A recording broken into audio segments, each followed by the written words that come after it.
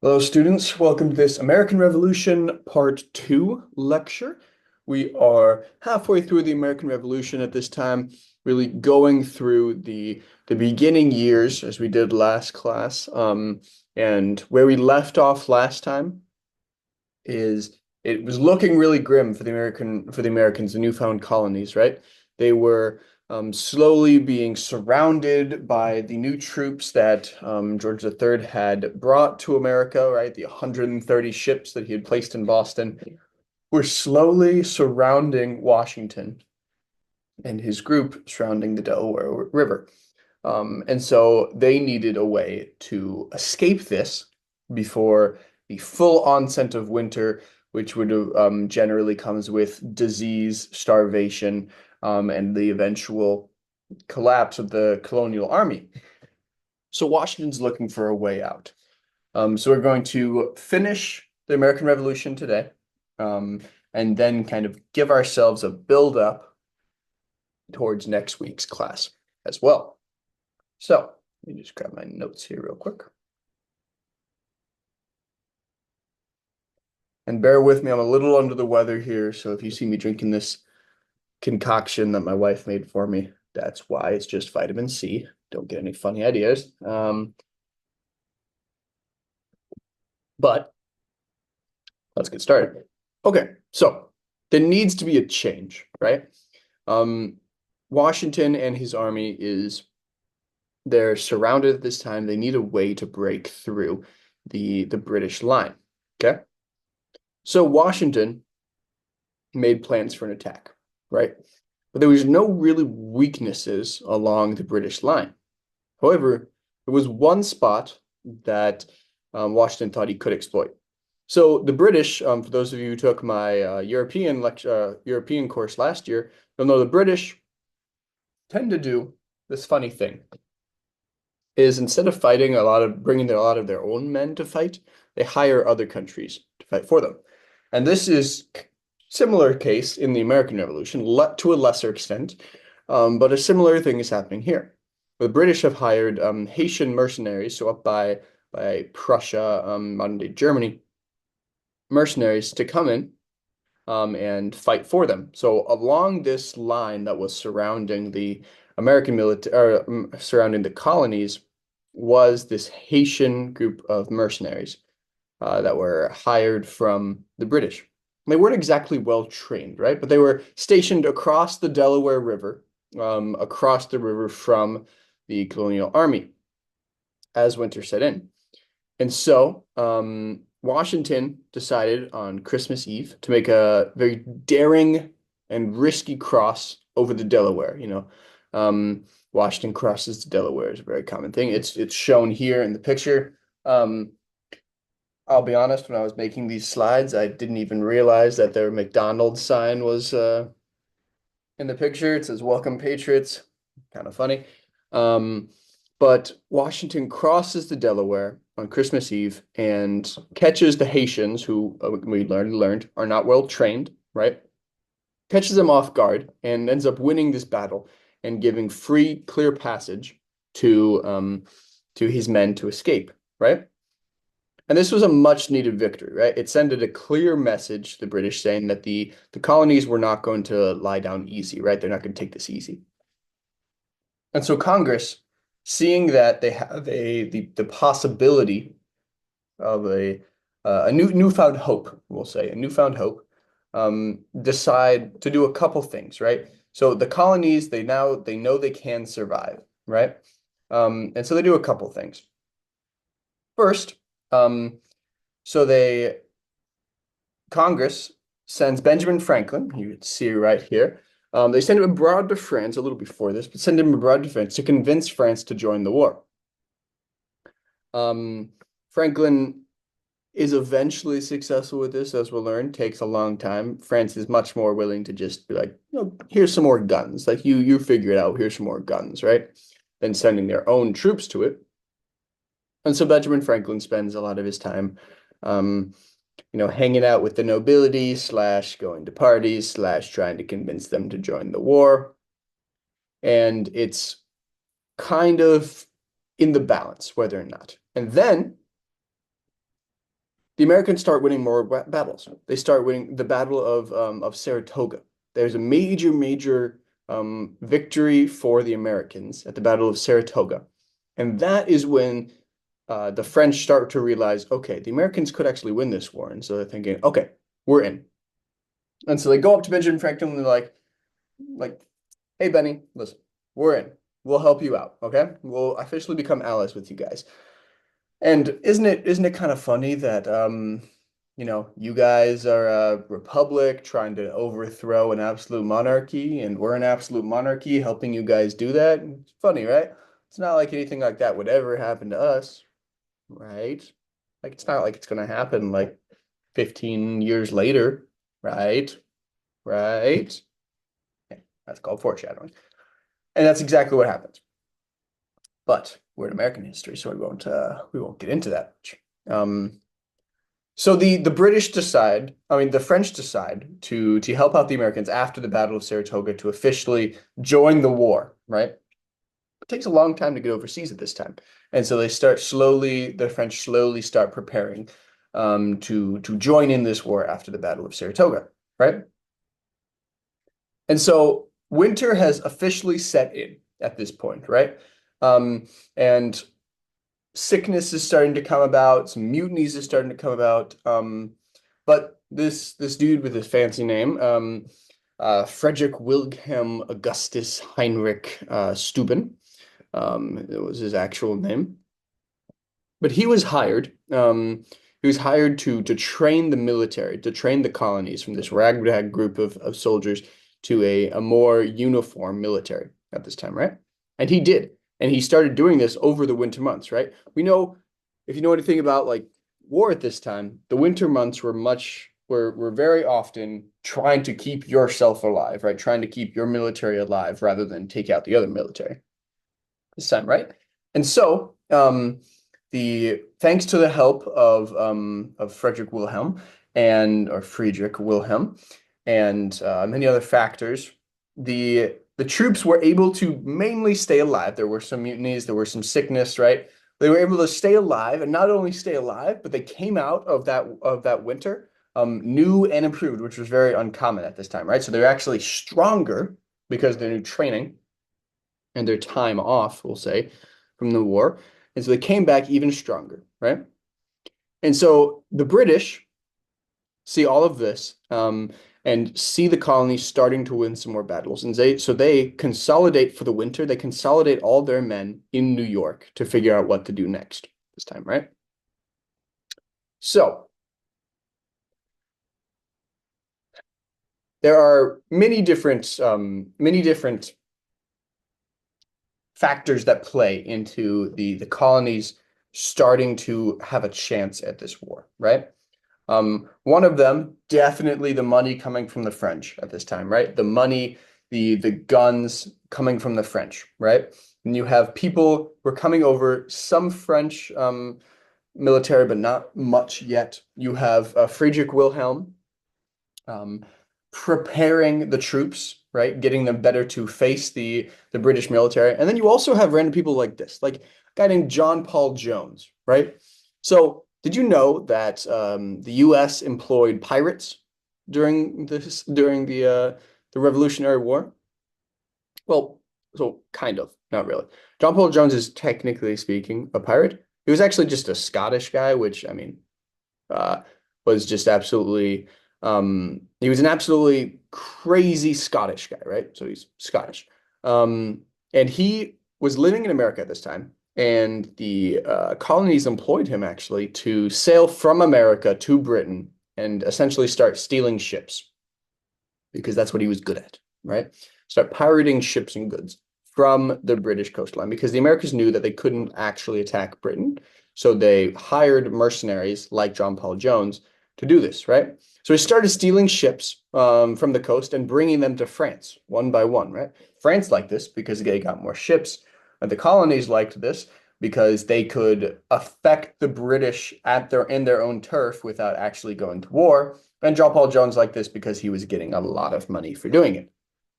Interestingly enough, one time, so after he stole one ship, he was trying to get back to France and was being chased by Britain at this time. And so he had to land in the Netherlands to basically dock and wait for the British to pass by. And interestingly enough, in order to dock at any port, you need a flag, right? You need a flag to determine what country you're from, right? That's just the rule of the seas. John Paul Jones wasn't affiliated officially with any country, right? And so he wasn't allowed to say he was American, right? Because that would be scandal. He wasn't French. He definitely wasn't British, right? And so they had to figure out what to do. And you can't just, go and buy some random flag or something like that. So the Dutch ended up actually making him a flag, right? And that flag, I don't have a picture of it, but that flag is what is now the first rendering of the American flag, actually. So there are various stories of how the American flag came out to be, and it gets kind of tweaked a little bit here and there, but this was the first. John Paul Jones is credited for the first rendering of the American flag, or more specifically, the Dutch, right? Made him this flag to fly that eventually will be known as the American flag. So there you go. Little fun fact. The U.S. employed pirates, and the pirates made the first American flag. But so the U.S. or the colonies at this time, they employed many people. They employed you see pirates like John Paul Jones. They also had other allies as well, right? So the Spanish at this time, right? Remember in the French and Indian War, right? It was the British versus the French and eventually the Spanish, right? And so the French joined into the American Revolution because they wanted to get back at Britain, and the Spanish wanted to do that as well, right? And so the Spanish had been providing some goods to the revolution, but they officially joined in the fight against Britain in June of 1779. So right as that the winter is ending, the war is starting to come up again, and they would provide a lot of support through the Gulf Coast area, down by Florida and everything like that, where they could use their superior navy, right, to get into a lot of skirmishes with the British down in the south, near the Mexican Brazil coastlines, right? It should be noted that the natives, right, this wasn't just the natives also helped the colonies, but they also helped the British as well. Natives were kind of evenly split a little bit when it came to this war about being on the British side and on the American side. Later on in the war, when we start moving down south more to the Virginia, like that, the natives play a larger role in helping the colonies, but they're kind of split at this time, right? And then another group that shouldn't go unmentioned was the African Americans, right? Both freed and enslaved.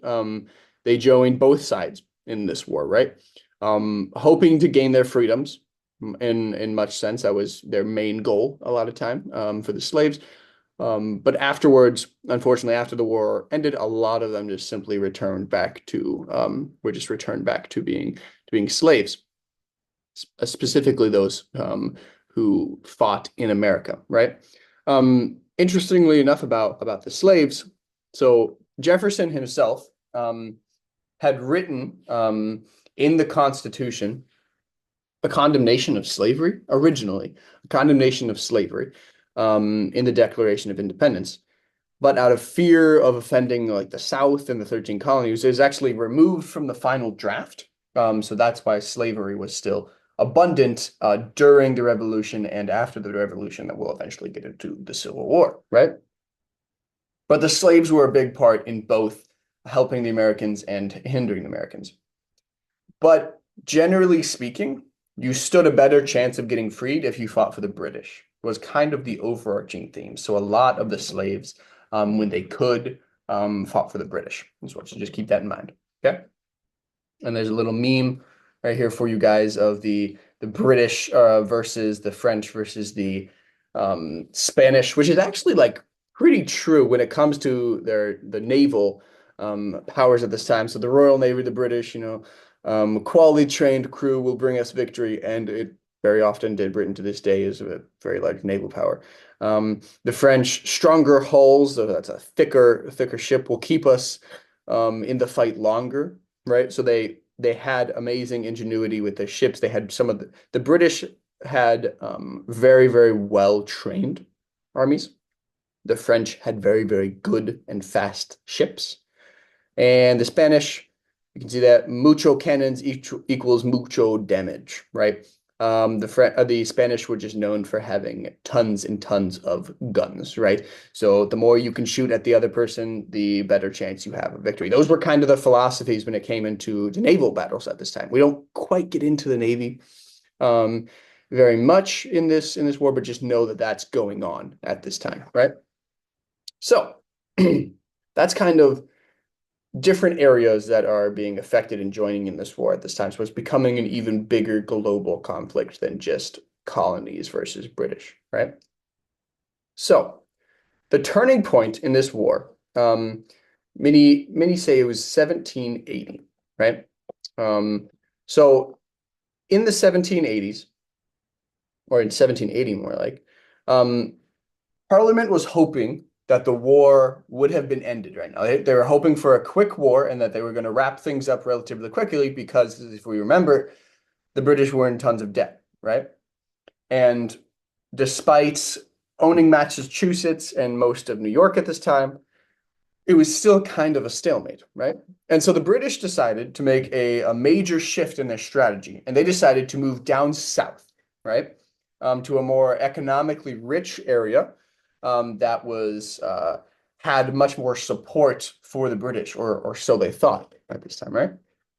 And the British started to get a little more antsy, right? They started doing a little more, we'll say, immoral tactics, a little bit, right? That started employing soldiers with free rein to have a little more ruthless brutality, as we'd like to call it. If you've heard of the movie The Patriot, which you can see on the screen right here, this is what they're talking about, the war turning south, right? And you see a lot of the ruthless brutality that the British allowed the generals to have at this time in this movie.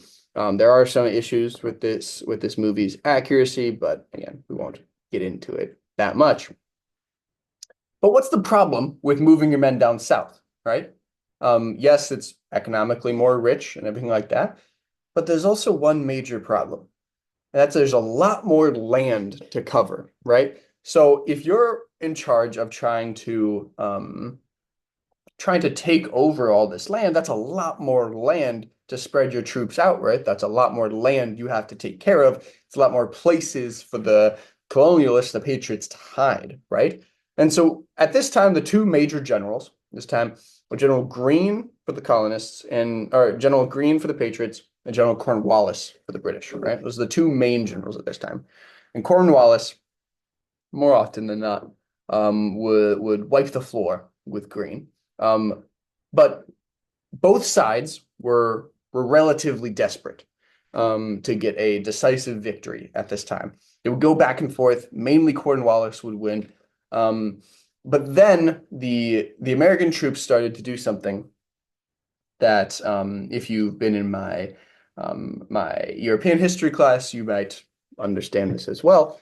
So the Americans had this brilliant idea. They said, okay, the troops of the British are stronger, larger, and more well trained than us, right? So what about if they come at us, we just run away, right? Because you have a lot more land to do that. What a brilliant philosophy, right? You see this large troop of people coming at you with guns. Why don't you go in the opposite direction, right? And so the Americans knew that they would have to make the British chase them, right? So the British would then go chase after them if they ran away, which chasing after people is not a very good tactic for large armies, right? Like the British were. And so because generally speaking, the larger the army, the slower you move, right? And the more you have to live off the land and everything like that.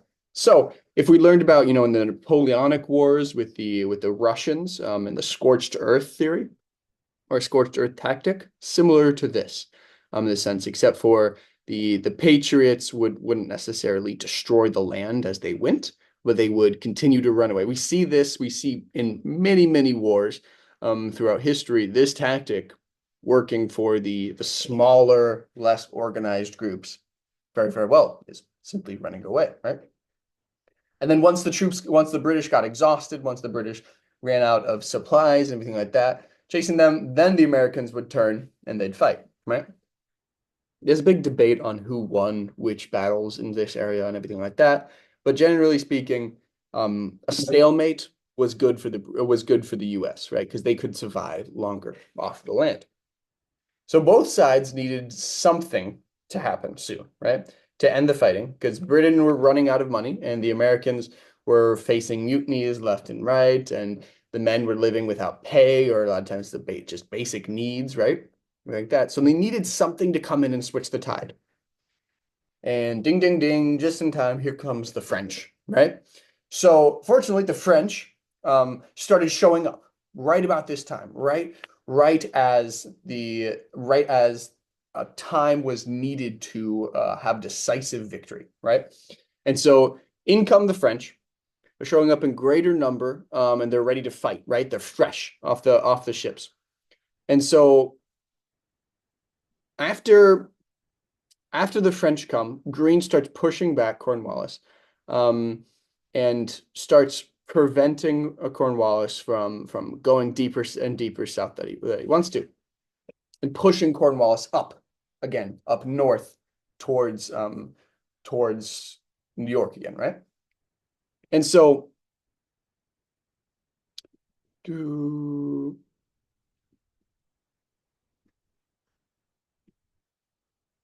so they start pushing them up through the Carolinas, through Williamton, all the way to Yorktown, right?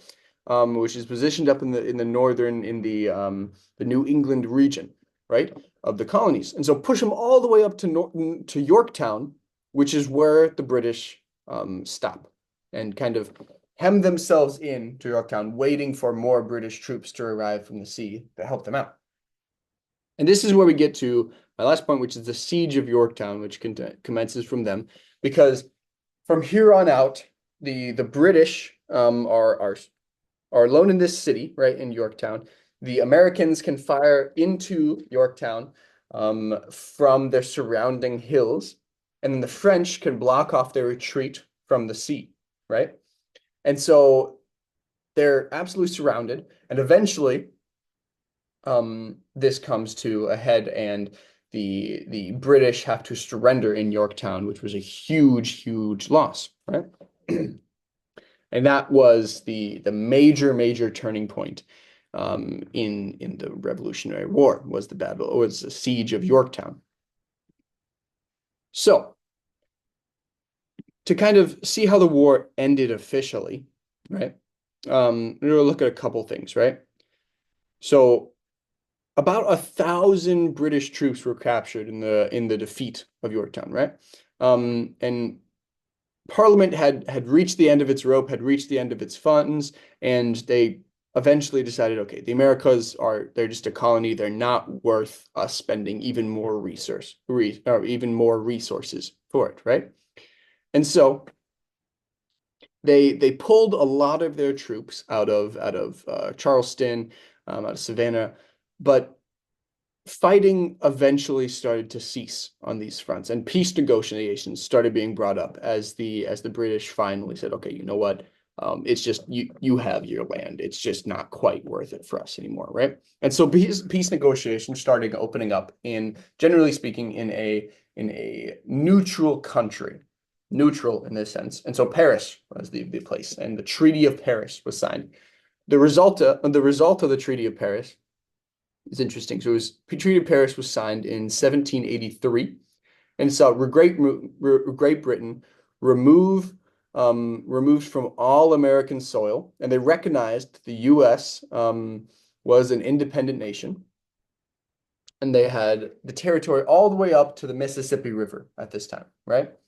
In return, the Americans agreed to pay any debt left off by the British, and gave the British colonists free treatment or fair treatment, who decided to remain, right? You might be thinking, what do the other countries get out of this? I mean, France still has that area that we'll get to with the Louisiana Purchase. Spain gets back Florida at this time. That's kind of their little trinket for helping out. Um, and the natives, per usual, get nothing. So, America is now officially free, right? They were an independent, sovereign nation at this time. Generally speaking, what do you need when you have an independent sovereign nation? You need someone to lead it, right? And that's exactly what they wanted.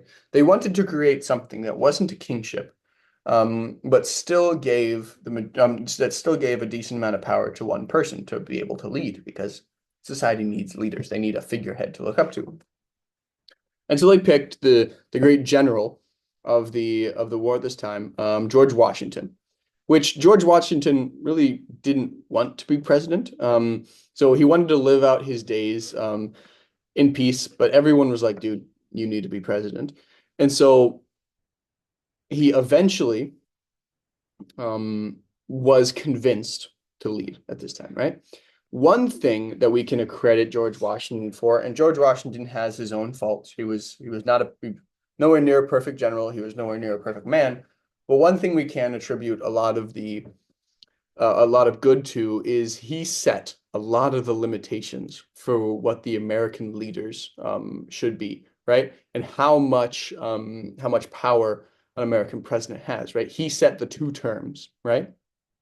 He set a lot of the limitations that we still use to this day, right?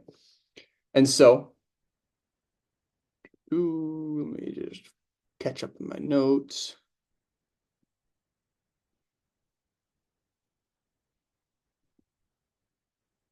So yeah, he set up a lot of the limitations that you see in the president now, right? He was very, very adamant that he was not king. He didn't want to be king, and that the American people in the states should decide should have most of the power at this time, right? So he set up a cabinet of experts, expert advisors, knowing that no president could know everything, right, and could make the right decisions for everything. He proposed major legislation to Congress, to give them even more power, right? He gave an annual State of the Union address, which we still do to this day, where he basically just told the American people, "Hey, this is what's going on in the world, and here's what's going on in our nation." We still do that to this day, and that was mainly to show that he was keeping his power in check, right? One thing he was very adamant about was that he claimed that the American people should be neutral in foreign conflicts at this time, right? So we will see very, very soon that there are a lot of wars and a lot of unrest happening in Europe at this time, right afterwards. But one thing that the Congress and Washington was very adamant about at this time was that the U.S. needed to focus on themselves, and they needed to be neutral in foreign conflicts. This is why you see them not really paying much attention to the French Revolution. It's also really convenient because they never paid France back, right? And so this started becoming a precedent that would be followed for generations and generations of the U.S. starting to remain neutral in foreign conflicts, right? And so we have really a lot to thank George Washington for, and I'll leave you all with this as we wrap up this very, very brief summation of the second half of the American Revolution. Washington could have made the presidency anything he wanted, right? But he was careful and cautious with his actions, and he really helped set a precedent of a presidential office that is powerful but has limitations, right? It's limited to its own devices, right? And we can really, really appreciate his humility in that effect that he could have become much more of a dictator-ish figure, but he did not want to, and he did not do so at this time. So for all of his flaws, we can appreciate that about him as well. And so here's where I'll leave you off for this class. So make sure you took good notes. If you have any questions, email me. You can pause the recording. You can speed up the recording. You can slow down the recording. Do whatever you want with this. But that is the summation of the second half of the revolution. Again, survey course, so it's very broad this time. But now we get into how to create America, right? How do we build a nation? Right now that they don't have to worry about if they can keep this nation alive. Now they can just worry about how they want this nation to be formed. So that's where I'll leave you off for today. America is officially born as we're getting into the heat of the semester. So I look forward to meeting you all next week. Sorry we couldn't meet this week, unfortunately, with the holiday and everything like that. I thought I'd give you guys a chance to watch this on your own time. But do message me if you have any questions. And next week we will be getting into how this nation is eventually built. So, yes, with that being said, have a great rest of your day, and I will see you all later.